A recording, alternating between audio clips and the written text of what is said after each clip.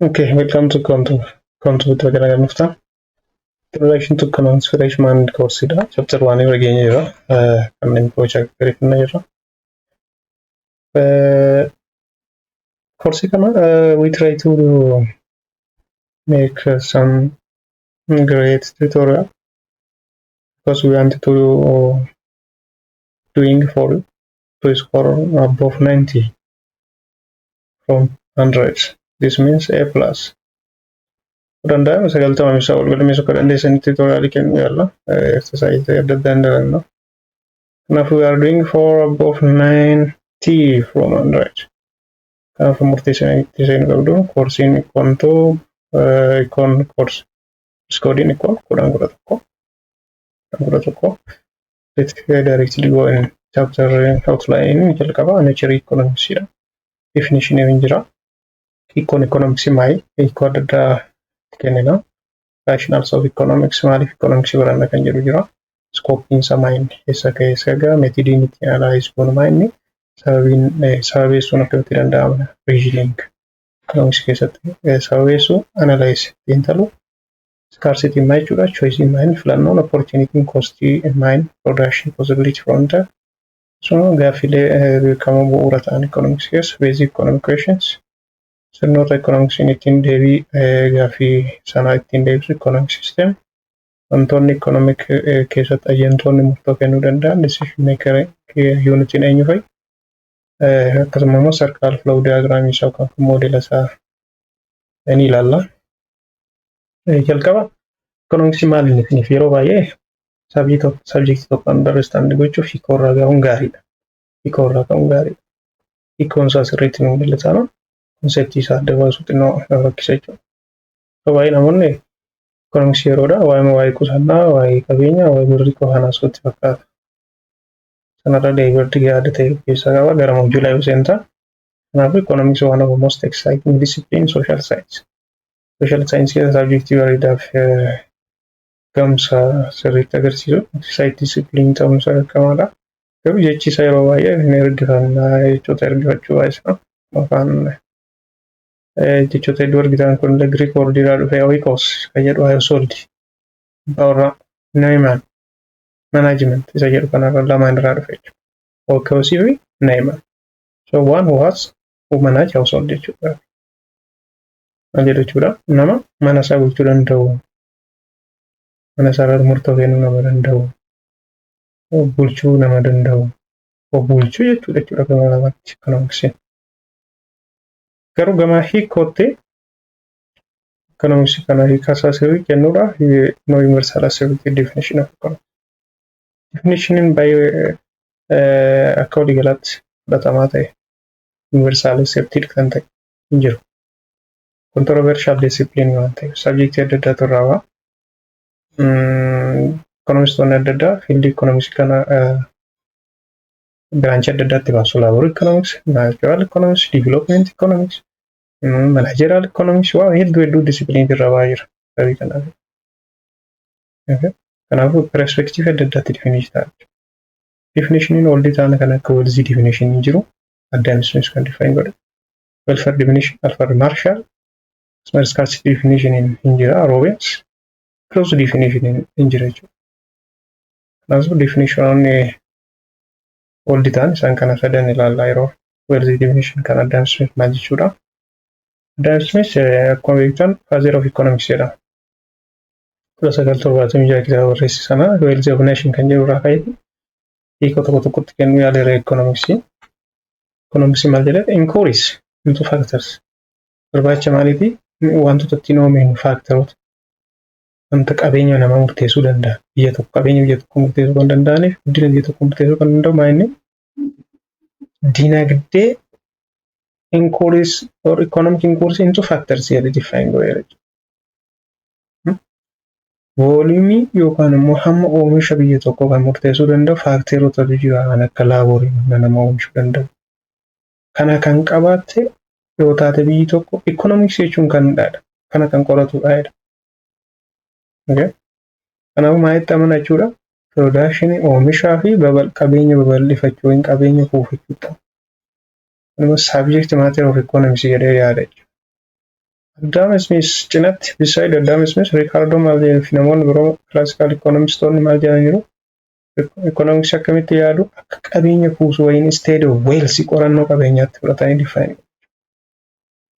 Namichi lammaffaa Alfred Marshall's definition kan welfare itti maxxanee define godhe kitaaba inni barreesse keessatti economics on the one side is steady wealthy akkasuma immoo gama biraan steady of man waa'ee namaas kan qoratudha jedhee lafa kaa'ee waa'ee uumamni.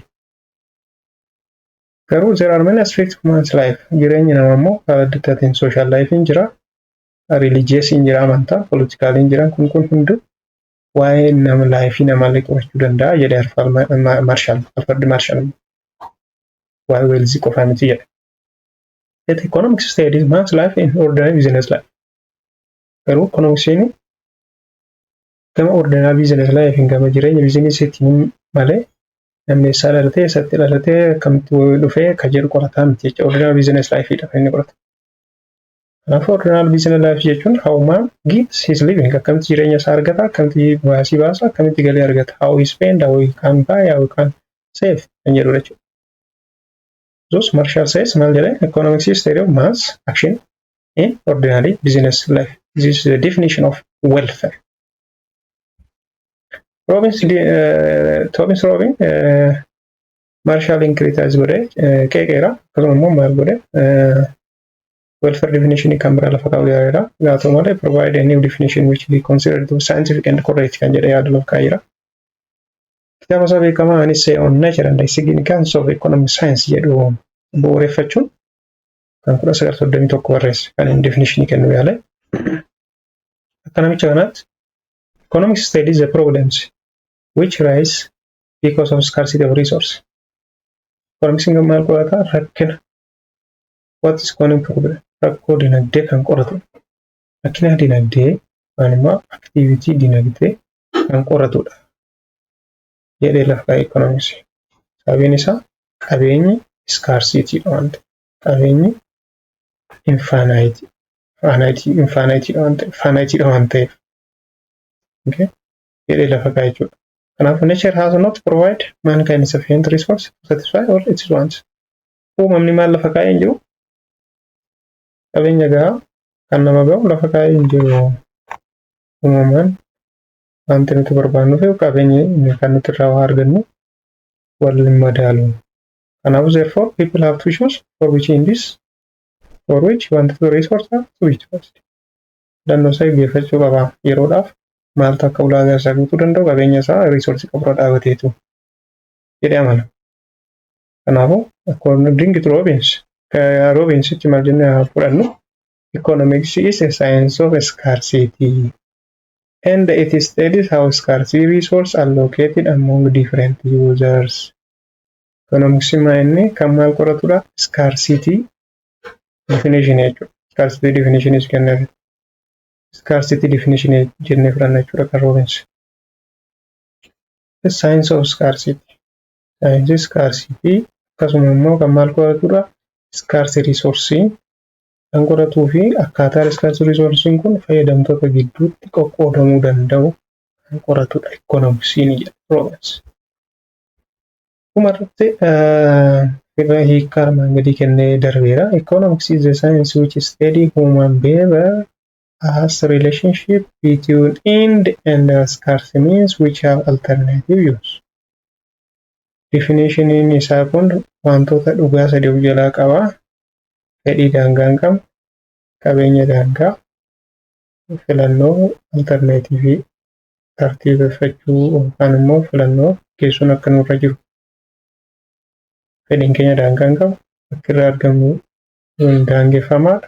Kanaaf filannoo keenya gaggeessuun dirqama. Tokko har'a tokko guyyaa biraatiif.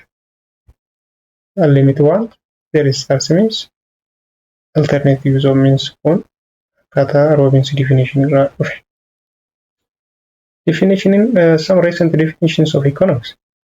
According to Professor Henry Smith, economics is a study of how total product of society change and is determined. Philosopher analysis is definition is some recent title no can area. Bifa kanaan jechuudha. Economics is study of how total product of society changes. Oomishni waliigalaa hawaasa tokko akkamitti akka jijjiiramuu danda'u, akkamitti maaltu immoo isa oomisha hawaasaa oomisha waliigalaa maaltu murteessa, akkamitti jijjiiramuu danda'a, dabaluu hir'achuu danda'a, oomishi soosaytii tokko kan biyya tokko jedhee economicsiin kana kan qoratudha jedhee lafa kaa'e. Enerisms philosopher kuni. Philosopher Samuelson gama biraan hiikeera. Recent definition ija. He define economics as study of how society use scarce resources. Akkamitti lammiileen qabeenya scarce ta'e kanatti fayyadamuu danda'u. To provide valuable commodities. Mi'oota barbaachisoo ta'an dhiyeessuu irratti, raabsuu irratti, uummata adda addaa gidduutti raabsuu irratti, itti fayyadamuu irratti kan qorachuu danda'u akkatti hawaasa fayyadamu economicsiidha jedhe lafa kaa'e. Philosopher Samuelson maal dabale distribution dabaleera nama economic activity production qabatan ta'a distribution. The subject matter of science of economics has grown so wide. Subject matter in science economics kana yeroo gara yerootti bal'ataa vaastaa dhufeera. Kanaafuu not shell definition kennuu hin dandeenyu jechuun definition specific lafa kaa'uu hin dandeenyu sababiin isa economistoonni warreen ta'a akkaataa itti amma definition economics kennamu isaanii define gochuurraa gara variableota extend gochuu branch extend gochuutti jira modern economistoonni baay'inaan jechuudha. Haa ta'u malee formal and commonly accepted definition qabna. Fakkeenyaaf test irratti kan gaafatamu barreessuu kan dandeenyu jira isaan kun.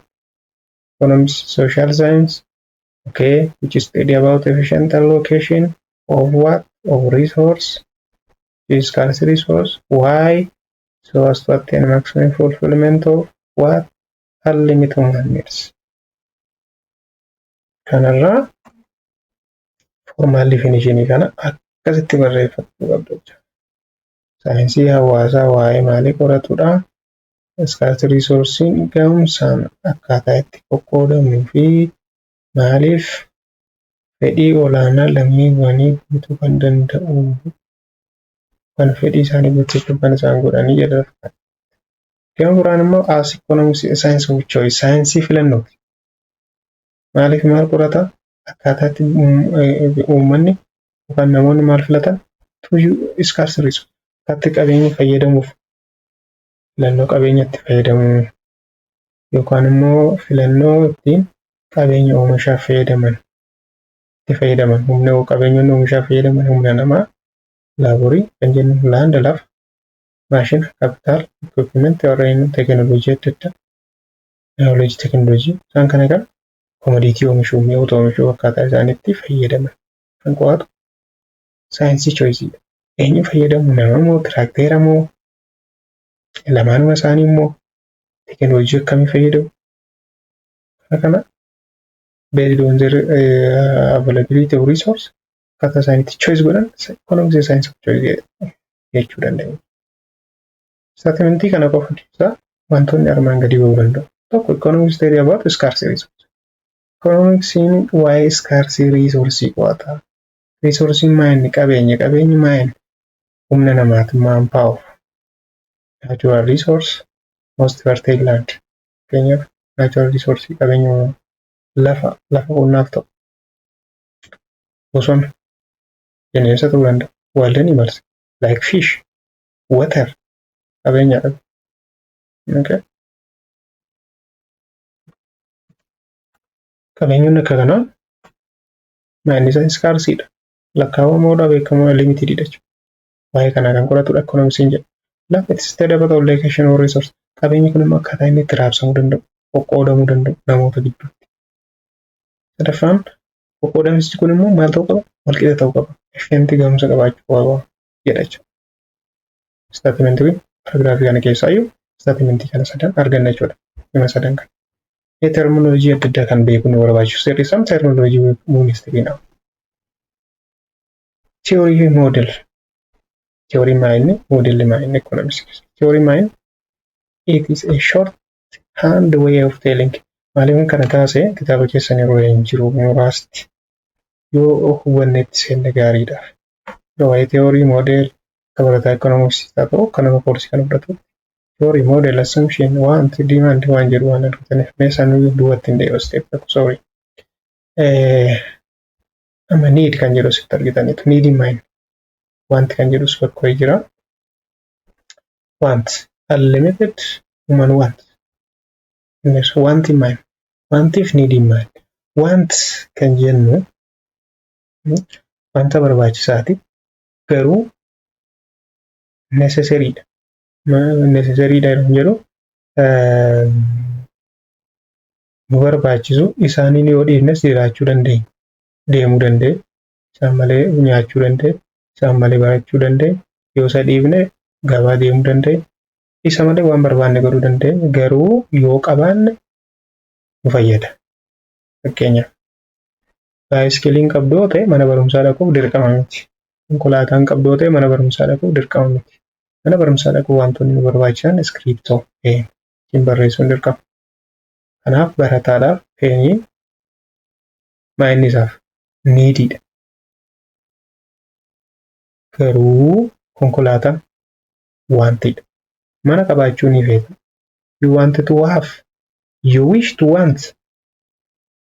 Want is the materials you wish to have. Qabaachuudhaaf kanatti fedhii godhattu. It is not mandatory. Qabaachuun garuu dirqamas miti. Keenyaaf nama barataa jiru wantidha kan nuti jennu mana, konkolaataadha. Waa biroo ta'uu danda'a. Okay. Garuu needidha kan jennu mummaadha. They must be sufficient materials. They are okay. Nurraa adda bahuu kan hin dandeenye.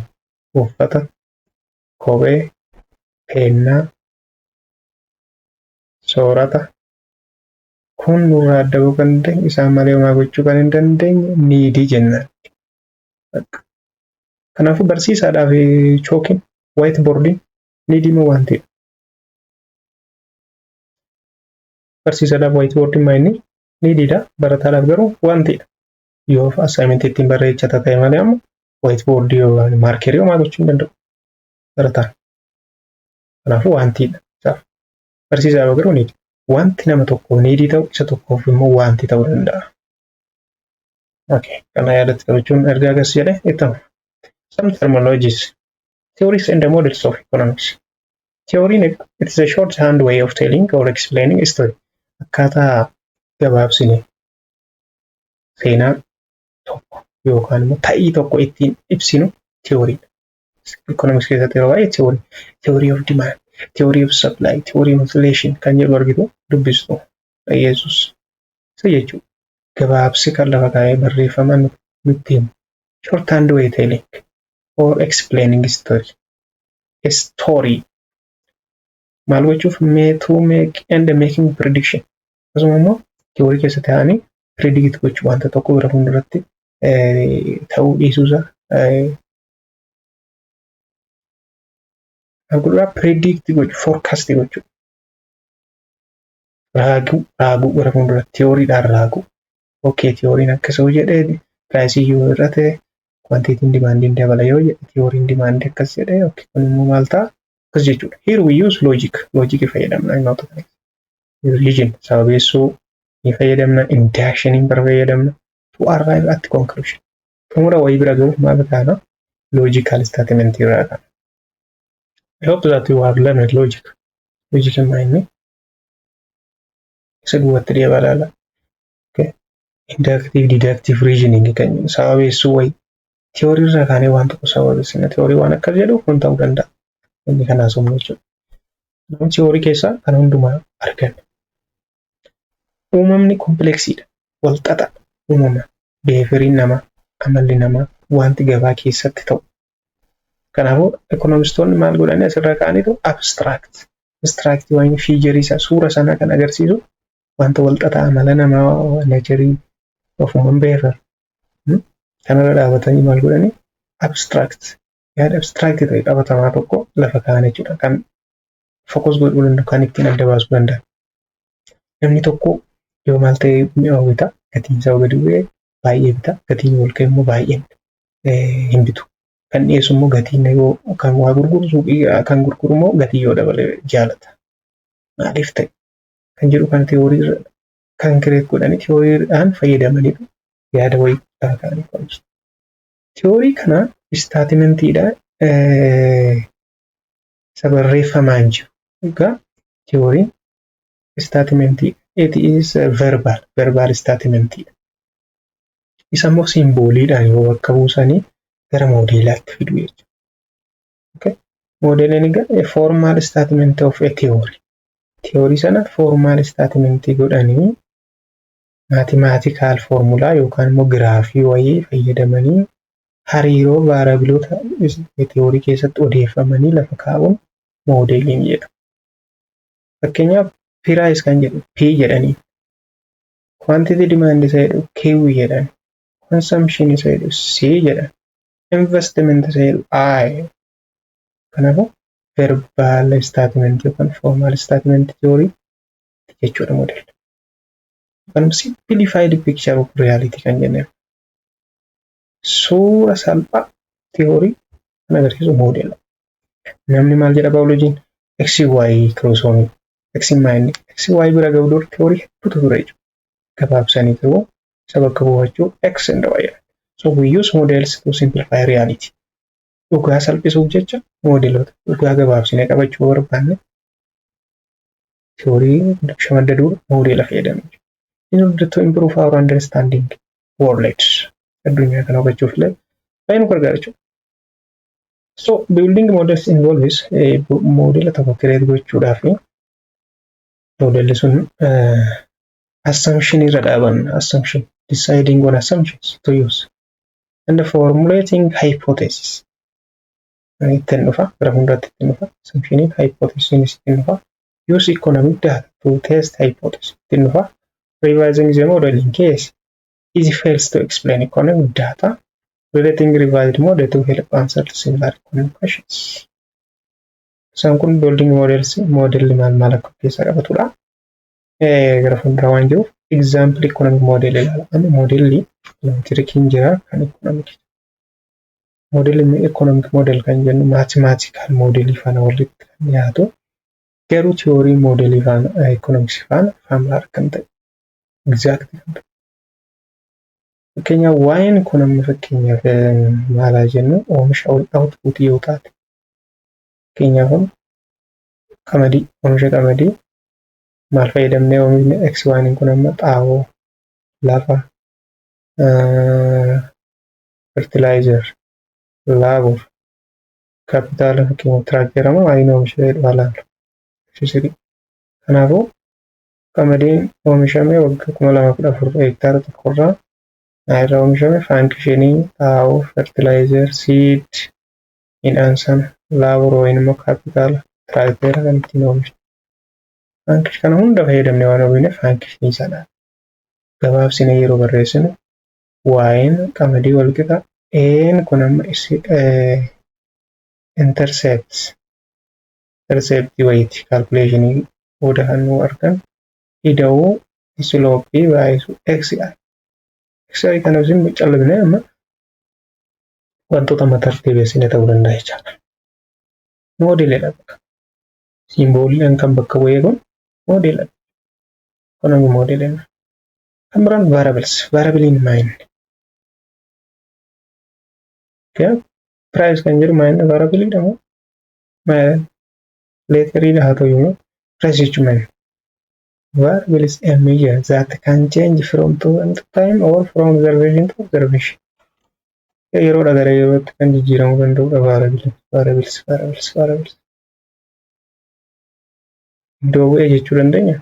Simbool jechuu dandeenya variable.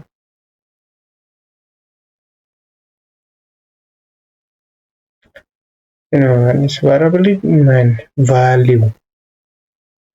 Okay.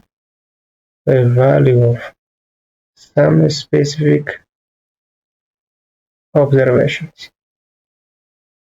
Value gatii waan himame tokkooti. Fakkeenyaaf variable. Price namni kaa'a variable. economic variable maybe variable ebbata irraa dhufe ta'uu danda'a variable dha. Fakkeenyaaf y-tiin amma output oomisha yoo ta'e qamadii x-tiin immoo xaa'oo yoo ta'e yookaan immoo akkas irraa jirutti y x-tiin like price of milk and income x-tiin kun galii y-tiin immoo gatii aannanii. Now economic variable yeroo baay'ee endogenous fi exogenous variable jedhamuu danda'u. Indo kan jennu variableota moodela keessa argaman moodelumarraa derive ta'uu kan danda'an functionii jiruufi. Exo kan jennu garuu givenidha hin kennama out of moodela keenya ala kan isaan argaman kennama akka givenitti ilaalama. Microeconomics keessatti baratu kan hundaa'u. Assumption in mind. So why economists don't assumption yet? Let us assume that, suppose that, assumption in mind are useful to simplify the real world.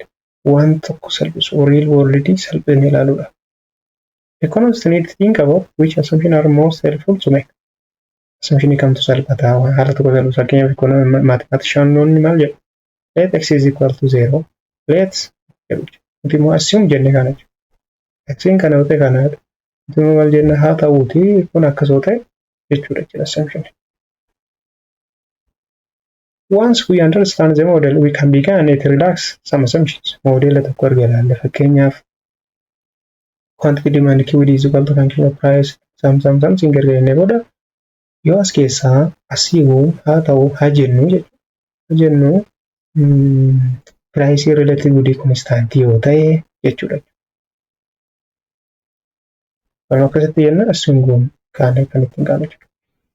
Okay, nice. The aim of or the objective of economics, kaayyoon economics is to study how to satisfy unlimited human needs. Maal qorachuudha? Akkaataa itti human needs unlimited ta'e kan satisfy itti goonu hamma danda'ame to maximum possible degree.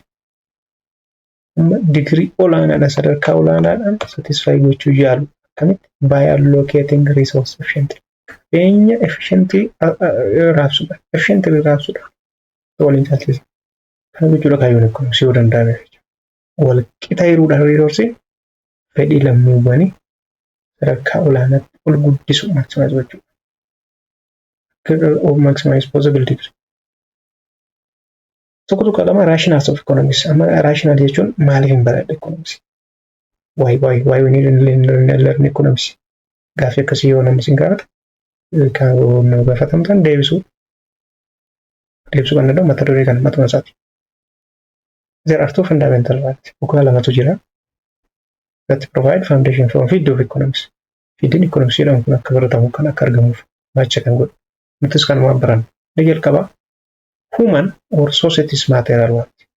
Fedhiin namaa yookaan fedhiin hawaasaa material wantiin unlimited. Daangaa hin qabu. Isa kana economistoonni yeroo baay'ee yaada lamatti. Fedhiin namaa daangaa hin qabu ta'e. Tokko economists mostly ascertain with two possible reasons why human material want is unlimited. Tokko maal jedhu recycle ta'a. Human wanti recycleidha. Amma ganama lafaa ka'e qursii barbaada. Saatii erga hin sooratee booda ani waan barbaadudha garaa isaatiin. Saatii misaa yeroo ga'u ammas soorata barbaada. Galgala sanuma recycled ta'a amma ni areeffamaa jedhu. Lammaffaa hierarchicalidha jedhu. Human wanti hierarchical jechuun sadarkaadhaan deema.